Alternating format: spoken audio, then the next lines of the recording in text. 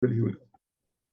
All right, now we're learning. Good morning, everybody. Now we're learning from the book called Torah Or. It's written by the first Rebbe of Chabad. And its goal is to explain a little bit about God and how it is that God is creating everything all the time and what the purpose of it is, and that the implication of that means that everything in the world is important and everything is meaningful and everything is potentially good, and that the world is good, essentially good. When God finished creating the world, he said he saw everything was very good, and that every human being is essentially good. Every human being is created in God's image. And we have to reveal this. And God is infinitely close. God cares infinitely. Okay, now there's a thing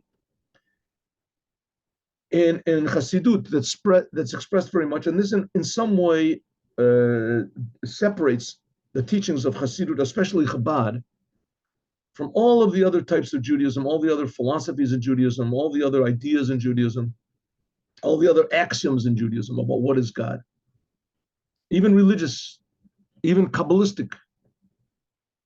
There's a whole system of Kabbalah in Judaism, which was basically that of the Gaon of Vilna and all those people who opposed Chassidut, that God is very far away, that God created the world, and the world is a separate entity somehow or other. It's a separate entity from God, which makes sense. I mean, that's the narrative of the Bible, that God created a world, and then there's a world is a separate thing. And once in a while, God, gets interested in the world, and he talks to people in the world. But basically, there's two separate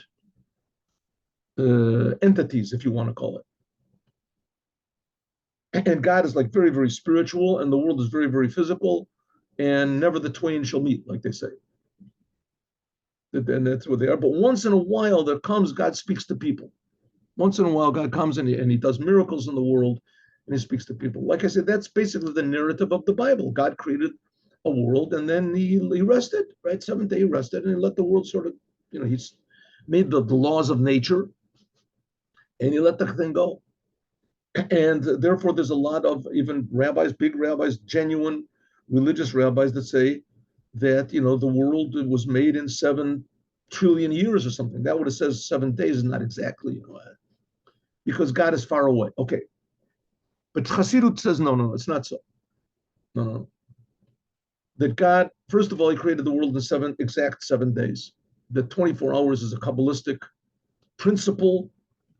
That there's 24 hours, and in every hour there's 60 minutes, and every minute there's 60 seconds, right? And there's 12 hours in every day, etc.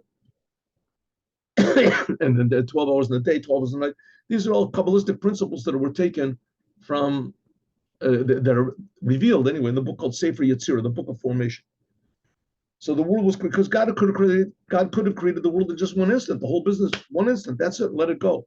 Why did he have to schlep it out for 7 days? Because the whole thing goes according to these principles, if you want to call it the personality of God.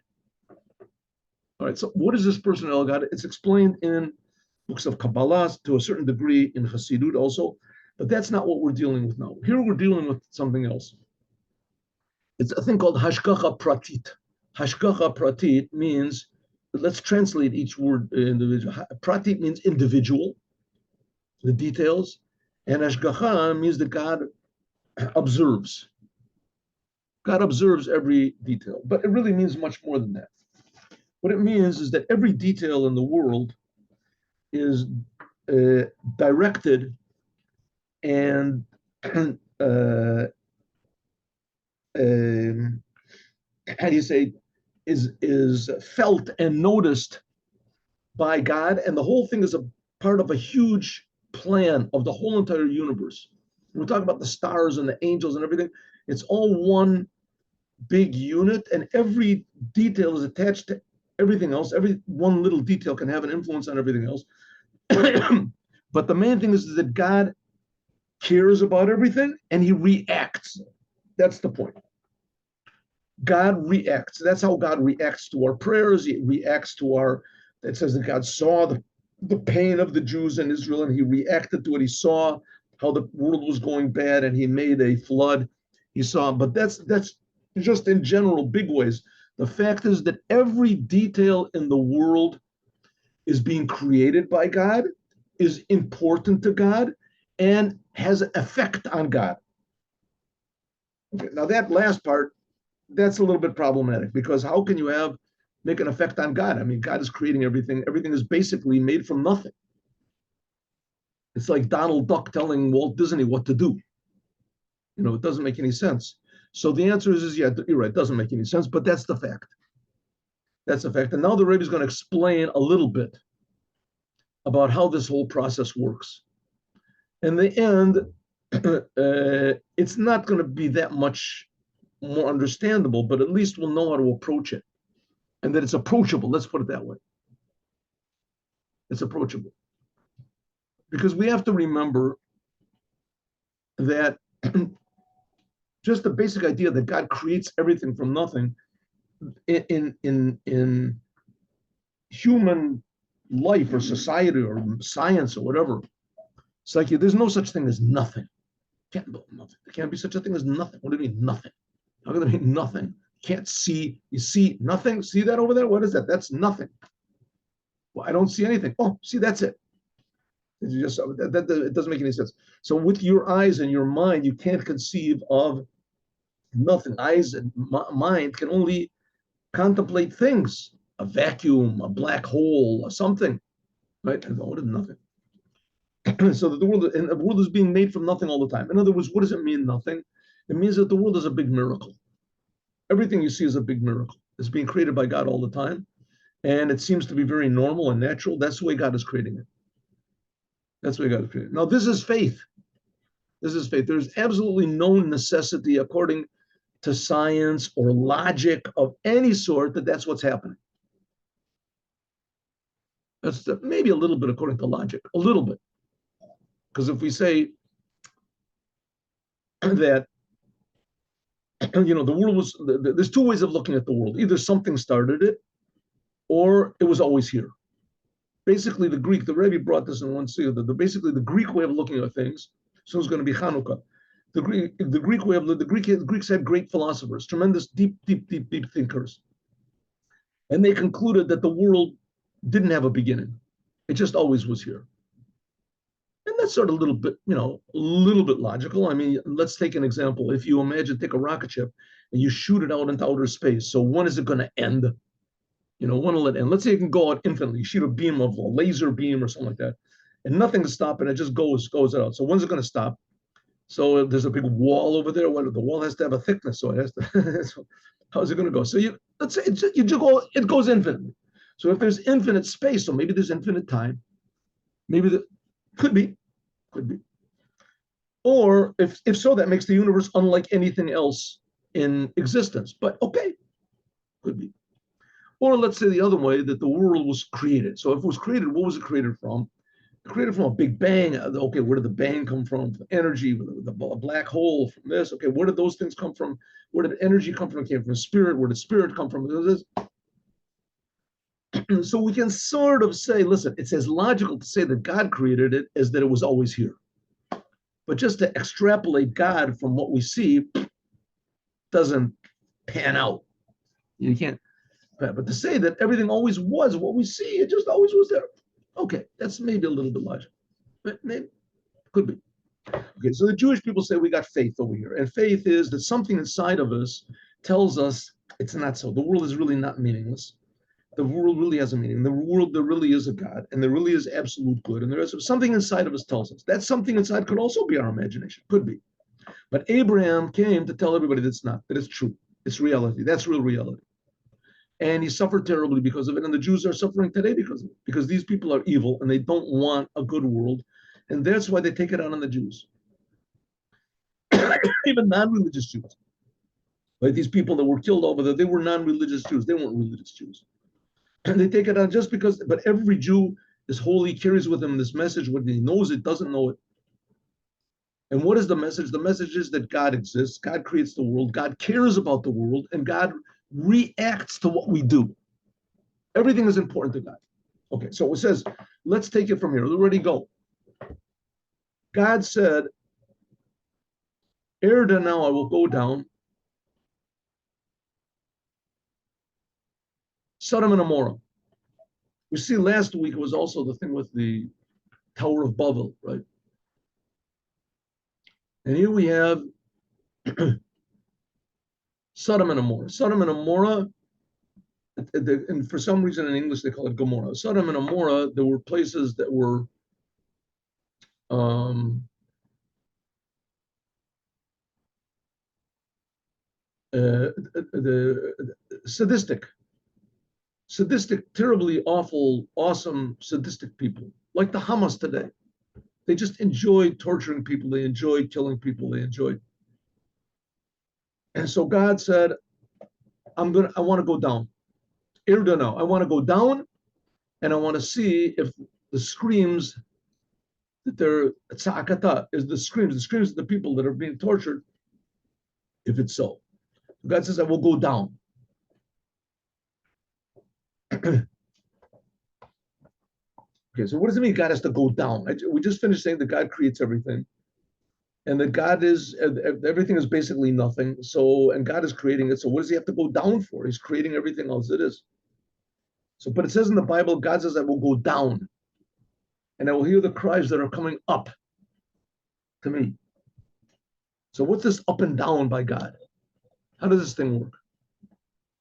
Irdana, I will go down and I will see hakatzakata. Is it like their screams that are coming up to me?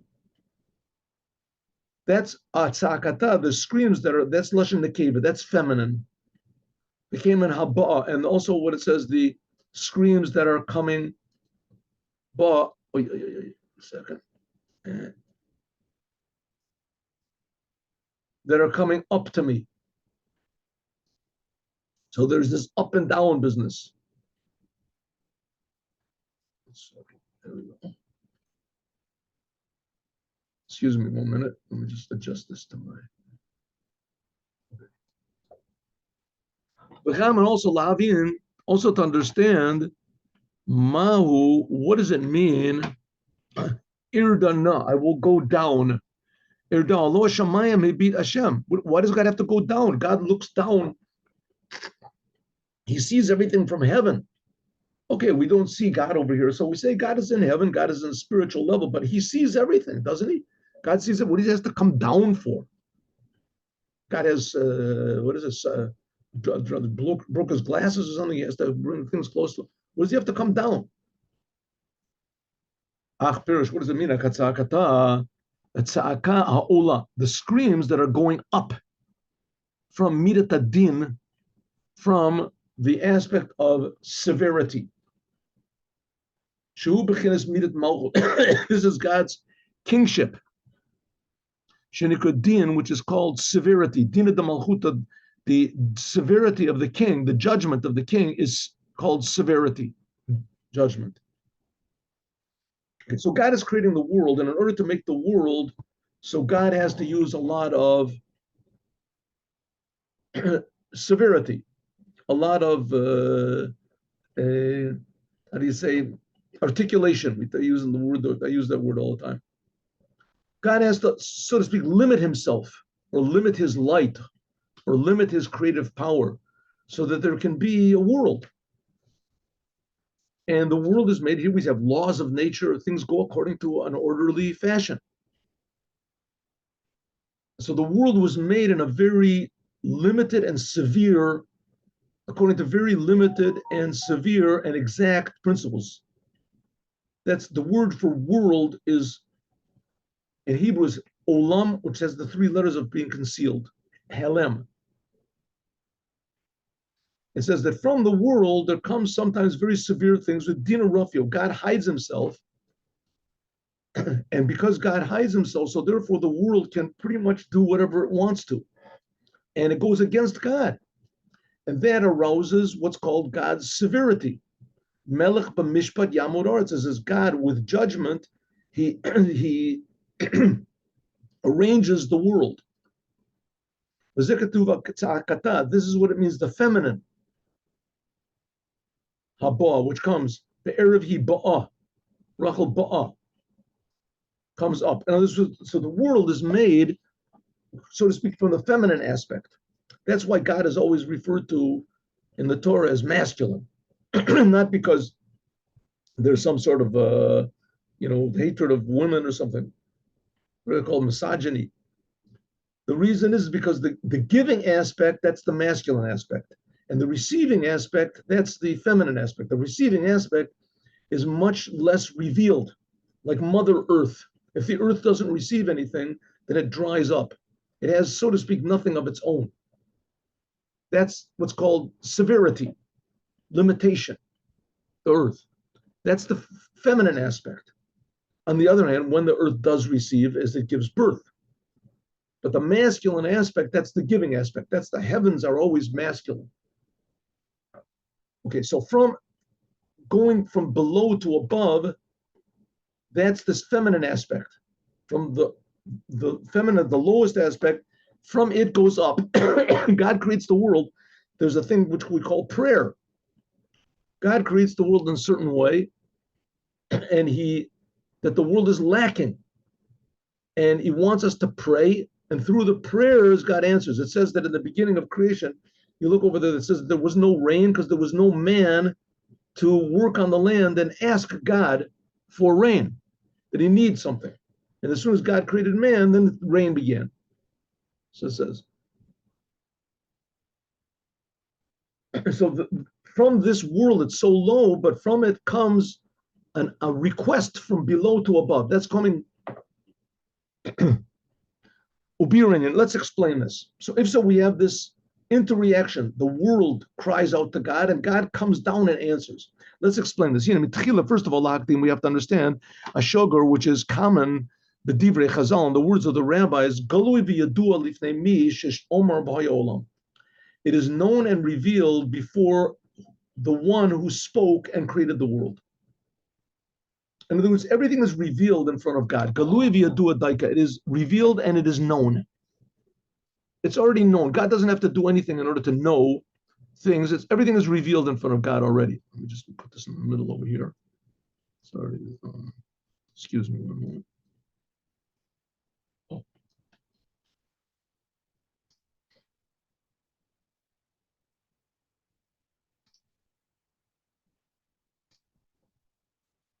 Galui v'yadua. Everything is known to God. Kihine, behold, a philosophim, the philosophers, the genius ones, Plato, Aristotle, Nilu, they were unable lahasig to understand in hashkacha pratit. They cannot understand the idea of what that's how we started the class, hashkacha pratit. What does it mean, hashkacha pratit? They call it divine providence, but like we explained before, hashkacha pratit means that God knows everything and is affected by everything and reacts to everything. Everything in the world is according to God's involvement. Like for instance, as a person can't move his finger below, it's announced from above that's what he's going to do. God decides everything. God decides everything, so we don't have free will. You'll see. The Kasha Lam is very difficult. Since that God is Yachidim Yuchad. Now, when he's talking about the philosophers, he's talking about the religious philosophers. Religious people that try to understand what God is. And have even written books. Because God is Yachidim Yuchad, Echad Emes, because God is singular and unique, and he's the only true one existence, how can it be, how can God know all of these details, that God puts his mind on so many things. This is a multitude. If God is really one, and God is one, so if God pays attention to every single detail, so it means that he's not so one anymore. He pays attention to this, he pays attention to that. How can God pay attention to every little detail that there is in the world? If so, it makes him that he's not really one. He's something separate, and he has to divide his attention between all these things. That's a little bit like all these different gods in Hinduism that have a million eyes and a million arms and a million this. But that's an ability of one particular God. That's his job. Here we're saying, no, that God is creating everything, and everything that exists is being created by God. So he creates it all at once. It's all been at once. What do you mean that God reacts to every little detail? That's not a very godly feature, at least not a creator feature. That means that God is divided. The Chazal, Kivna the Torah, so the rabbis intended to answer this bedibur echad by saying one thing, Gali v'yadu lifnei, that everything is known in front of God, namely she'en yediato kedimion yedias adam. God knows everything, but it's not like we know something. Shedato hesiga davar, the person wants to understand something in the beginning. Lo yadu, he didn't know it because sheyadeh davar, when he knows the thing, then his mind is put into that thing. So let's just take a simple example. By God, there's no such thing as time. Time is a creation by God. So in other words, by God, there's no past, present, and future. Past, present, and future, that's a creation. That whole is a category of consciousness where there's past, present, and future. That's a creation of God. So by God, everything that's going to be is not going to be. It already is. So if it already is, then it's not going to be. It already exists. Right? Does that make any sense? No, it doesn't make any sense. Not only that, God is affected by things. How can God be affected by things? It says that God was pleased by Abraham. What Abraham did, he was pleased by. God got angry at the generation of the flood. Why did he get angry? He knew it beforehand. He knew everything before. How could Abraham please God? Abraham stood in the test of the 10 tests. God knew he was going to withstand the test, didn't he?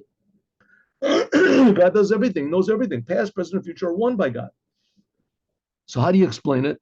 So the answer is, you really can't explain it, but it's true. But a little bit you can sort of explain it in this way. It says, therefore, the philosophers, they couldn't understand. The Jewish philosophers, they said, if God is really one and he is really one, and if God is really infinite, he really is infinite. So all these little details in the world cannot possibly have an effect on God. I mean, he created it all in the beginning, and he made laws of nature, and then everything goes according to the laws. Huh? You don't have to deal with every little detail. The king of a country, he doesn't have to have, videos, surveillance videos for everything. He has people that do that stuff.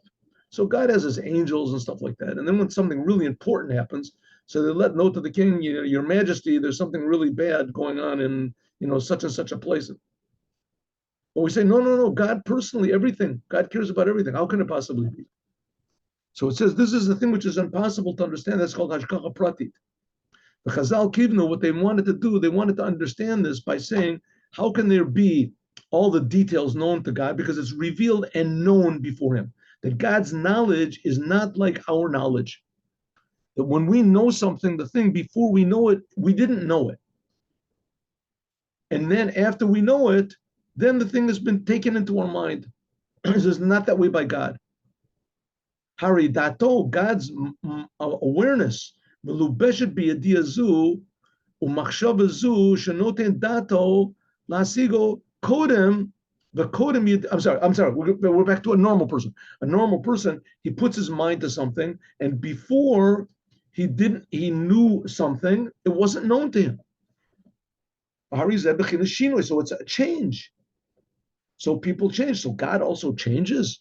God doesn't change, so God doesn't change. Obviously, these new things that he knows cannot change him. So that sort of goes against the Bible, right? It says that Abraham did these good things and God was pleased.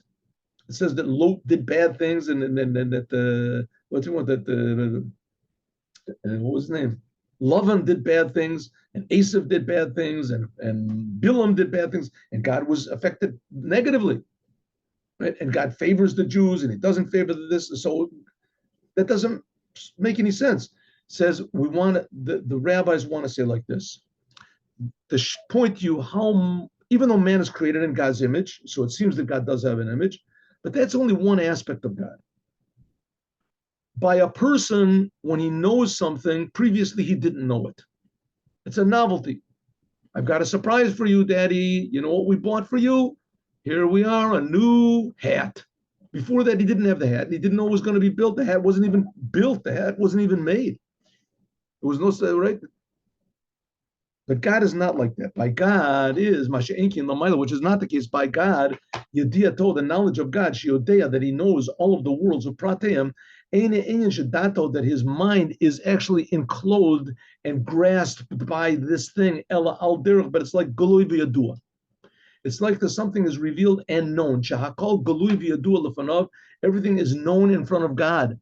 Memela, automatically, v'ein sorech liot nitfas, it doesn't have to be grasped and enclosed in that thing. God doesn't have to put his mind to that thing, so to speak.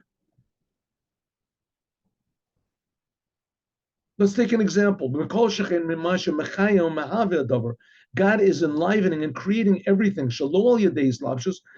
God is not personally involved in everything.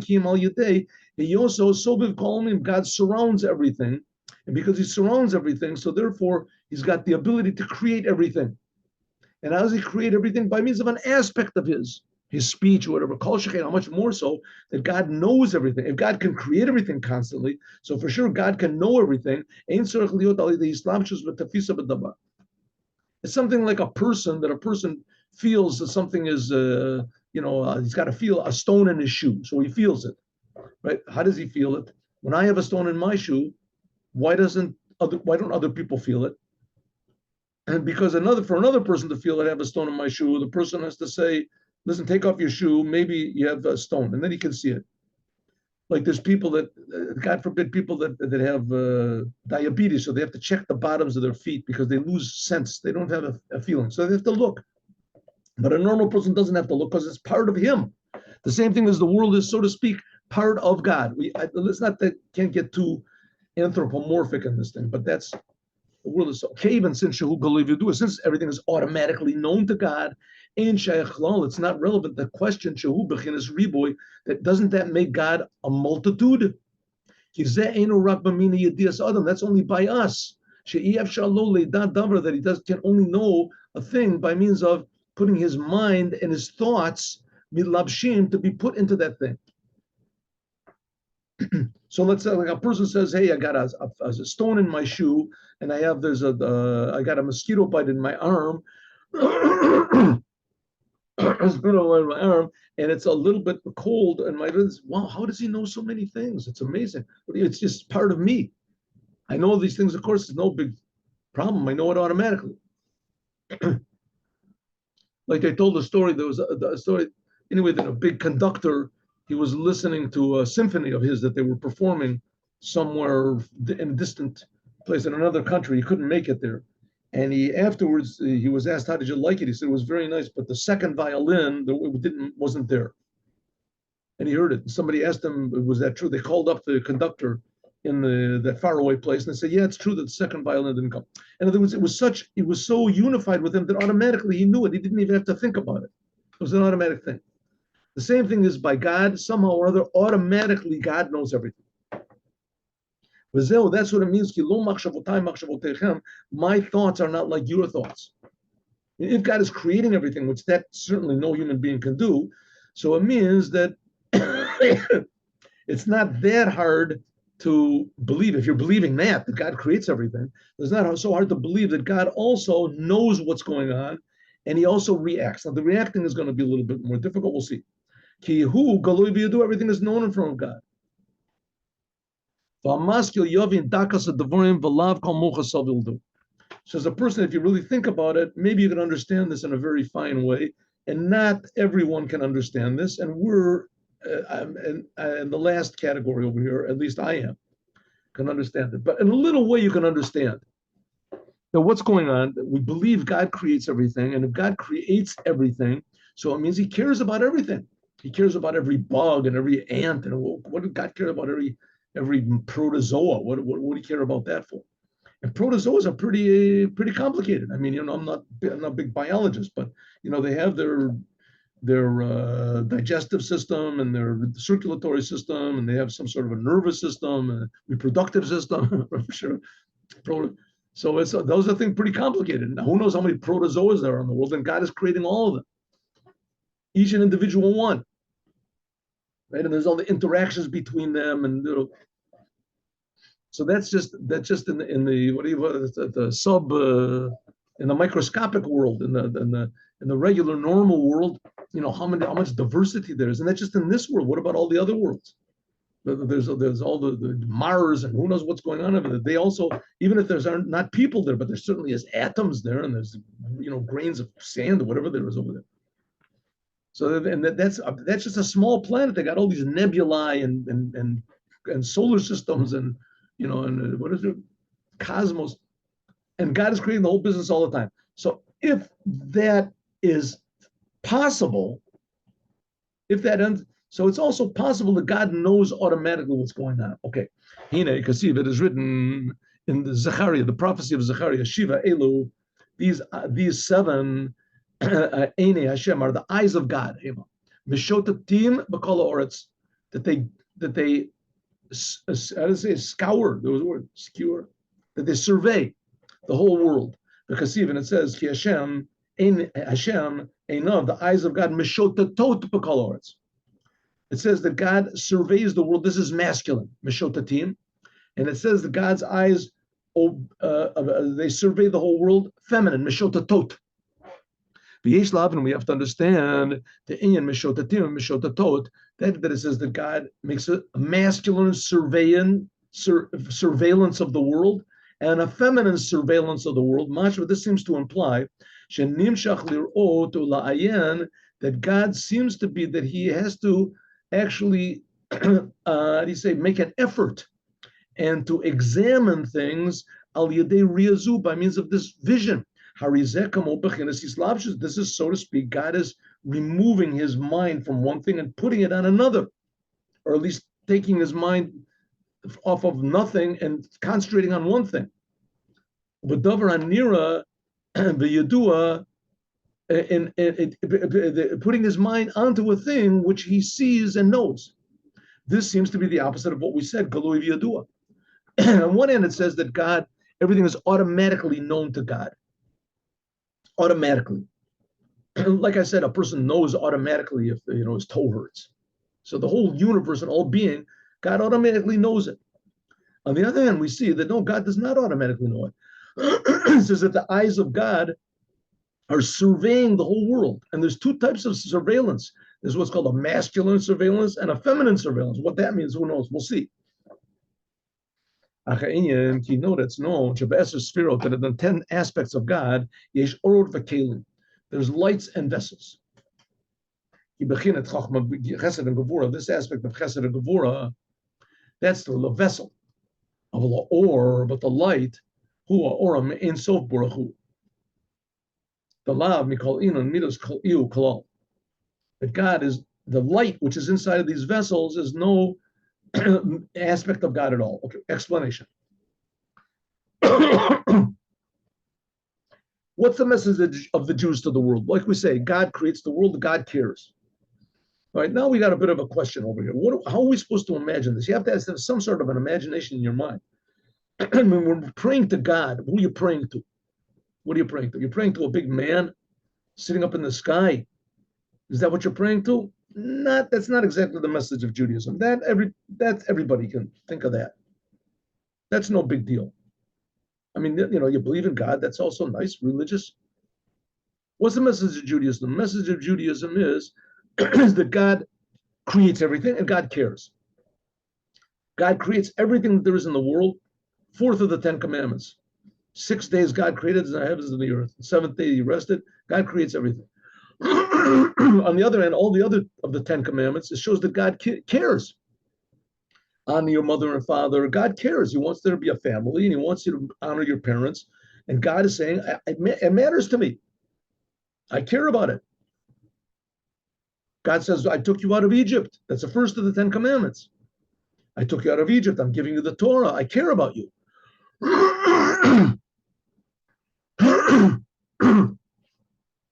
The second commandment is don't believe in any other God. Right? I want you to get on the right path. Don't start worshiping people or stars or things of that. That's selfishness. Don't do that. Now you can ask yourself a question. Come on, one second. If God really gives these 10 commandments and he creates the world, so he can't be that he's one. Maybe there's only one God. As far as gods go, there's only one.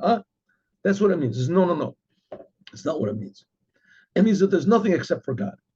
So if there's nothing except for God, who is he commanding? What does he care what I do? There's nothing except for him. I'm just a big zero, nothing. God is creating me a miracle. So God is totally one. The world can't have an effect on God because the world is nothing. It's created from nothing, and God is creating it from nothing. How can the world have an effect on it? And so we say, no, it does.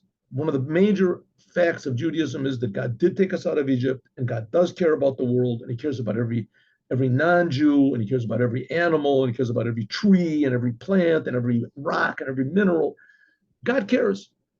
God is involved. And so he says he's involved in, let's say, two ways, maybe three ways. One way is that everything is revealed in front of God automatically. Another way of God is that God surveys the world in a masculine way and a feminine way. What's this masculine way and feminine way? The masculine way, generally speaking, is coming down. And the feminine way is that the world comes up. God senses what's going on in the world, and then he reacts. That's the masculine way.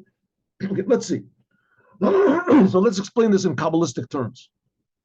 Okay, how is it that God articulates himself? How can it be that God creates a world? What does he do? If God is totally one, where's the point where everything sort of separates and God has the ability to do things that seem to be outside of himself? Where does it come? If God is totally one, and we say the world, the whole universe, time, separation, existence was only begun 5,784 years ago. Before that, there was no time. There was no before. There was no before. There was no time. There was no anything. There was no being. There was no thing. Right? What was there? There was nothing. It doesn't mean that there was nothing. It means that there was no God. It means that what we think is real is just a creation. We don't know what reality is. We call it nothing because it's not a thing, but we can only understand what things are. But God is really infinite real. Okay, how does he get from this infinite, indivisible one reality to making this finite, very divisible, and how do you say, the multifaceted world? How did he do it? We said that's a Kabbalistic thing, but Kabbalah gives the answer to it. And this was in a book, I say, that God gave to Abraham called Sefer Yetzirah, revealed to Abraham. And this is called 10 aspects of God's personality. God is 10 aspects. Don't think that means that God is divided, because the aspects of God's personality are not in any way divided from God. And there were 10 infinite aspects of his personality. Okay? If you think that's not understandable, that's not understandable. It's even, I got something even more understandable. These 10 aspects of God's personality, they are also divided into inside and outside. The outside, that's the difference, how you see the difference between each and every one. The inside, that's the godliness inside. Maybe we can take an example, a human being. It's forbidden to kill a human being. It doesn't make any difference what type of human being, how old the human being is, how smart the human being is, how tall he is, what color he is, where he comes from. It makes no difference. A human being is a human being. So every human being is exactly the same. On the other hand, every human being is totally different. Everyone's fingerprints are different. Everyone's personalities are different. Everyone's personality. So the outside of every human being, that's what's called the vessel. And the inside, that's called the soul, if you want to call it. That's the light. So this all comes from God. God has the same thing. The outside, the ability of God to have all these different aspects, that's what's called the vessels. But the inside, the godliness which is inside of it, of these different vessels, these different aspects, that's called the light. Okay, so let's go. Here we go. How do this? 1 minute. So it says, and it's known that the 10 sphirot of God, the 10 aspects of God, that's what's called lights and vessels. For instance, the aspect of God of kindness and severity, these are the vessels. But the light which is inside of it, the light which is inside of it, this is a ray of godliness itself. The lav mikol midas kolol, that God, this is the language of the Zohar, that God is not of any of these aspects at all. Raksha or mitlabesh, the light of God is put into this vessel, which are the different aspects of God, chesed and gevura, kindness and severity, and all the other emotions. Shem nikra, that they're called vessels. she'ein magbilim, that they limit this light of God, and through these vessels and by means of them, nimshach or the light of God can come down to be mechaya nivroim, to be to enliven the creations which are limited, to be isavos, and to create them. That there can be, for instance, the angel of Michael, that's on the side of love, Gabriel, that's on the side of awe, of severity. Machana Michael, they receive from chesed, from God's kindness. Gabriel, the angel, it says the angel, those are just chief angels, so to speak, and they have all these other angels, infinite numbers of angels underneath them. They come from Gavura, She'iev Shar Liot, there can't be Mea or Atzma, from the light of God itself. But there has to be vessels. Just like the same thing, it's impossible that a person can get money, silver and gold, from the soul. And how do you get silver and gold? You have to work. Melubashas baguf, you have to be in a body, and then that gives through the body, the soul can give charity to a poor person by means of the physical hand. And so it is by means of God. God gets things done in the world, what? By means of his vessels. The vessels of these 10 sfirot. Here is also, God considers the merit and the guilt of every creation. Does the creation deserve it or not? These are by means of God's calculations. I don't.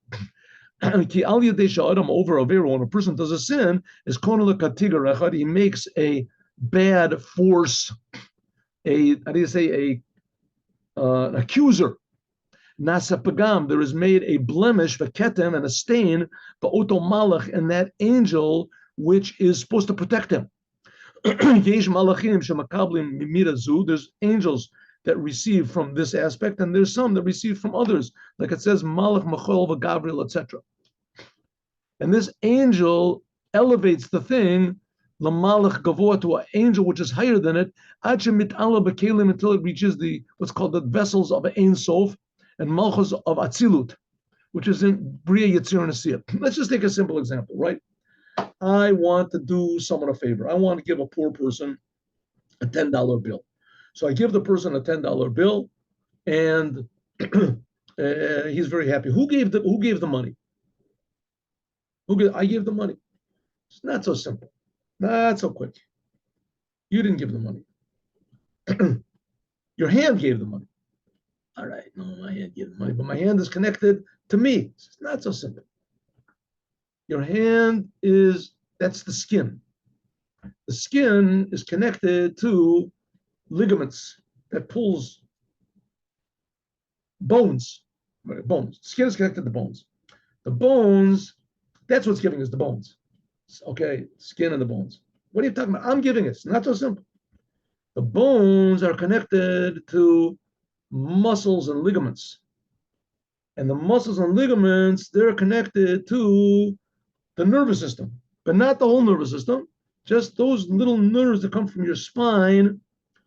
So it comes out that you're not really giving the money, right? It's your hand that's giving the money, and your hand is giving the money because it's only your skin that's giving the money, because it's being moved by the bones. The bones are being moved by the muscles which are connected to the ligaments, and those muscles, they're connected to your nervous system. And the nervous system, that's also not so simple. It's not really a nervous system. The nervous system, why'd you give them the money? Because your eyes saw the poor person. So it ends up that it was your eyes together with your nervous system. It wasn't you at all. It wasn't you. It was your skin and your bones and your nervous system and your eyes. And that's ridiculous. That makes sense. It was me. I gave the money. It was me that gave the money. It says, what does it mean? You gave the money. You recognized that this person is poor. You learned it somewhere. So it's your teachers that taught you that a poor person needs. Okay, all those things that I talked about, your skin and your bones, that's the vessels. The you that's inside of it that made that decision, that's the light. That's the same thing with God. For instance, when we pray to God, we're praying directly to God. But God makes things happen through these angels and everything, but that's just aspects of God, like our skin and our bones and our muscles are part of us. There just happens to be a whole system. That whole system is also called God's 10 sfirot.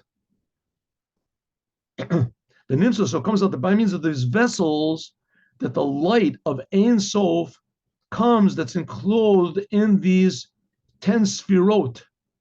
Therefore, we say that God is Meshotatot.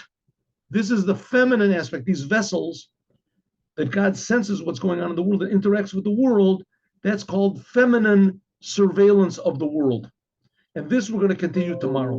This we're going to continue tomorrow. God willing, we'll start from here. We'll have to go over this last part again because it's pretty difficult. The idea that we're talking about now is a very difficult idea because Abraham came to the conclusion that God is one. And I said that God cares. But if you think about it, it doesn't make any sense. It's very easy to say, okay, like everybody say, the monotheistic religions. What's the monotheistic religions? As far as gods go, there's only one. As far as gods go, there's only one. Right? But that's not what monotheism means. Monotheism means as far as existence goes, there's only one. And everything that exists is being created. It's not what they call pantheism or something like that, that the world, that's God. It's not so.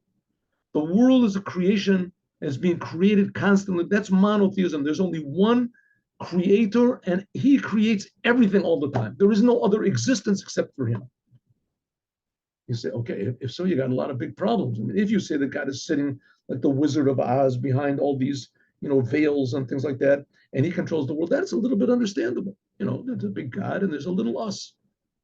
But if we say that we don't really exist and that God is creating everything, how does he do it?